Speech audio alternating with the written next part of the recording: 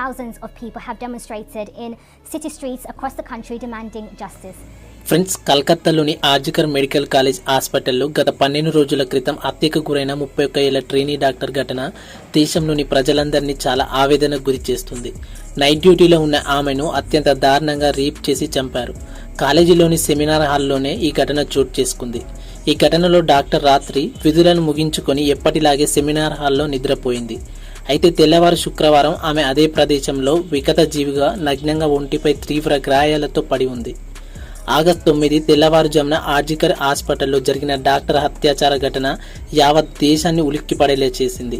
అత్యంత కిరాతకంగా ఆమెపై అత్యాచారం చేసి హత్యకు తెగబడ్డారు. అయితే ఈ కేసు ఇప్పటి వరకు కేసుకు ఎలాంటి పురోగతి కనిపించడం లేదన్న వాదనలు వినిపిస్తున్నాయి. ప్రస్తుతం ఈ కేసు సిబిఐ దర్యాప్తు చేస్తుంది. కలకత్తా పోలీసు తీర్పుపై హైకోర్టు తీవ్ర ఆగ్రహం వ్యక్తం చేసింది. దేశవ్యాప్తంగా ఆందోళనలు కొనసాగుతూనే ఉన్నాయి. ఈ ఘటనపై కళ్ళు బైర్లు కమ్మే వాస్తవాలు వెలుగులోకి వస్తున్నాయి. బాధితురాలు నరకయాతన అనుభవించి చనిపోయినట్టు పోస్ట్మార్టం నివేదిక స్పష్టం చేసింది. ప్రాణాలు పోయే ముందు ఆమె ఎన్ని చిత్రహింసలకు గురి చేశారనేది బయటపెట్టింది. పోస్ట్మార్టం నివేదికపై చర్చ జరుగుతుండగా మరిన్ని వాస్తవాలకు వెలుగు చూశాయి. వైద్యురాలని గొంతు నులిమి ఊపిరాడకుండా చేసి చంపినట్టు వెల్లడైంది. అత్యంత కిరాతకంగా కామాంధుడు ప్రవర్తించినట్టు రిపోర్ట్ స్పష్టం చేసింది. బాధితురాలి శరీరంపై మొత్తం 14 గాయాలు ఉండగా ముఖం, తల, మెడ, చేతులు, ప్రైవేట్ పార్ట్స్ లో చాలా చోట్ల గాయాలు గుర్తులు ఉన్నాయని ఆ రిపోర్ట్ రివీల్ చేసింది. సాయం కోసం అరవకుండా నోరు నొక్కి గొంతు నులిమి ప్రాణాలు తీసినట్టు నివేదికలో వెల్లడైంది. దీనివల్ల థైరాయిడ్ ముదులాస్టిక్ విరిగిపోయింది. ఇది ఖచ్చితంగా హత్యేనని ఆ రిపోర్ట్ రివీల్ చేసింది. ఊపిరితిత్తుల నుంచి తీవ్ర రక్తస్రావం, పలు చోట్ల రక్తం గడ్డకట్టకపోయిందని తెలిపింది. అయితే శరీరంలోని ఎముకలు ఎక్కడ ఫ్రాక్చర్ కాలేదని మాత్రం వివరించింది. రక్త నమూనాలతో పాటు శరీరంలో గుర్తించిన ఇతర రకాల ఫ్లూయిడ్లను ఫోరెన్సిక్ విశ్లేషణకు పంపారు. అలాగే ఈ రిపోర్ట్లో ఆశ్చర్యకరమైన విషయం ఏమిటంటే హత్యకు గురైన లేడీ డాక్టర్ కడుపులో 150 మిల్లీగ్రామ్ సెమెన్ ఉన్నట్లు డాక్టర్స్ తెలిపారు. దీన్ని బట్టి doctors say it could be A gang rape అని. అలాగే ఆ కళాశాల మాజీ ప్రిన్సిపల్ సందీప్ ఘోష్ ను సిబిఐ అధికారులు విచారించారు. డాక్టర్ చనిపోయిన సమాచారం తెలిసిన వెంటనే ఆయన పోషించిన పాత్రను వివరించాలని సిబిఐ అధికారులు ప్రశ్నించారు.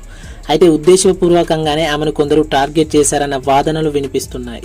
విరామం లేకుండా వరుస పెట్లి షిఫ్ట్లు వేసి ఆమెను ఇబ్బంది పెట్టారని తోటి వైద్యులు చెబుతున్నారు.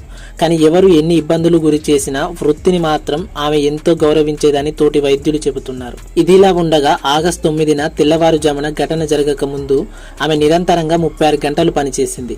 అన్ని గంటల పాటు విరామం లేకుండా పనిచేయడం వల్ల అలసటగా అనిపించి కాసేపు విశ్రాంతి తీసుకుందామని సెమినార్ హాల్కు వెళ్ళింది. అదే ఆమె పాలిట యమపాశమైంది. తెల్లారేసరికి ఆమె సెమీన్యూడిగా పడి ఉంది. ఇక ఈ కేసులో అరెస్టైన ప్రధాన నిందితుడు సంజయ్ రాయ్కు వ్యతిరేకంగా మరిన్ని ఆధారాలను సేకరించారు. బాధితురాలి గోళ్లలో ఉన్న చర్మం, రక్తం నమూనాలను అతడి డిఎన్ఏతో సరిపోయినట్టు సీనియర్ పోలీస్ అధికారి తెలిపారు. నిందితుడు దాడి చేసే సమయంలో బాధితురాలు సగం నిద్రలో ఉన్నప్పటికీ తీవ్రంగానే పోరాడిందన్నారు. దాడి సమయంలో బాధితురాలు గాఢ నిద్రలో ఉన్నందున నిందితుడికి కొంచెం ప్రయోజనం లభించిందని నివేదిక పేర్కొంది. అలాగే ఆ నిందితుడి చేతులపై లోతైన గాయాలు, గీతలు కూడా ఉన్నాయని తెలిపింది. ఇతను ఆసుపత్రిలోనే పోలీస్ సివిల్ వాలంటీర్గా పనిచేస్తున్నాడు. ఇతను ఘటన జరిగిన రోజు ఆసుపత్రిలోని పోలీస్ అవుట్ పోస్ట్ లో విధులు నిర్వహిస్తున్నాడు. ఇతనికి ఆసుపత్రిలోని అన్ని విభాగాలకు వెళ్లేందుకు యాక్సెస్ ఉంది. ఆ ఘటన స్థలంలో నిందితుడికి సంబంధించిన బ్లూటూత్ హెడ్ ఫోన్ లభించింది.